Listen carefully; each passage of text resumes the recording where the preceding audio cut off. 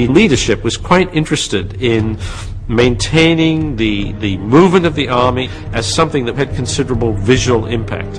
And it was partly to impress the enemy. They would be hearing, what is the Egyptian army like? Does it look intimidating? Is it straggling? Is it not well organized? But it was also very important for the army that it should have a sense of itself as a very well organized entity with very high spirit. Led by the pharaoh Thutmose himself, 20,000 men marched toward Megiddo.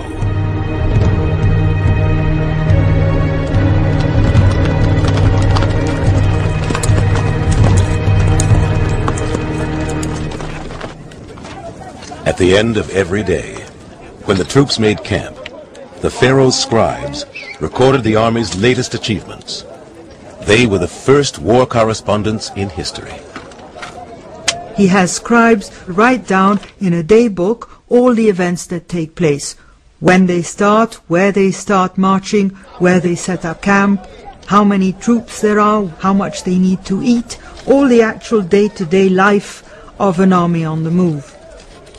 4th month of winter, day 25. His Majesty passed the fortress of Sile on his first victorious campaign to crush the people who were assaulting Egypt's borders. Back in Egypt, their accounts were recorded on the walls of the Karnak temple. The faces of foreigners bear the names of all the cities conquered by Thutmose. Here, the word Israel is recorded for the first time in history. The scribal records also include intimate details of what it was like to be a soldier in Pharaoh's army 3,000 years ago. The trees I lie under at night have nothing to eat on them. Sandflies keep biting me and sucking my veins dry. I'm hobbling about like a cripple because I have to go everywhere on foot. Tell Amun to bring me back alive from this hellhole where I've been abandoned. Thutmose and his soldiers had finally arrived at their ultimate goal. Beyond their camp, behind the mountain, lay Megiddo.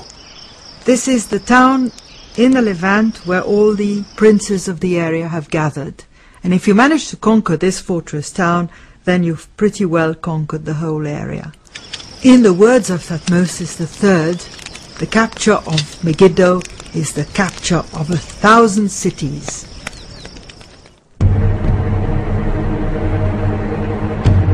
On the 16th day of the first month of summer, 1456 BC, the 25-year-old pharaoh stood on the Carmel Ridge and faced one of the greatest dilemmas in Middle Eastern warfare.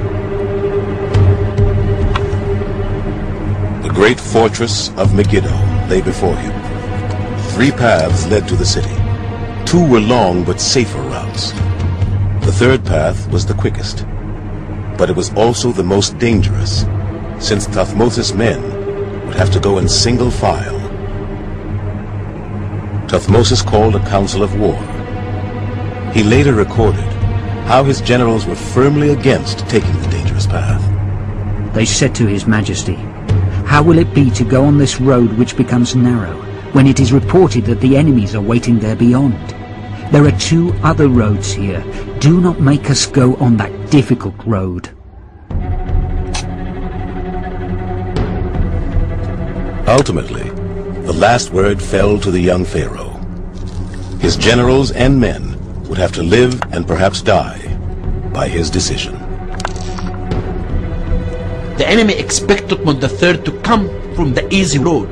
They were waiting for him there. They never thought that the army of Thutmose III will come from the left side and take this narrow, impossible road. But he said, no, that is the road to victory.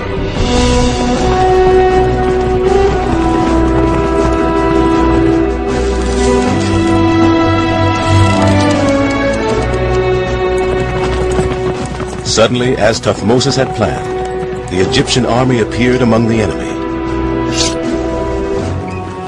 In Megiddo, there was panic. The enemy army rushed out of the city to take on the Egyptians.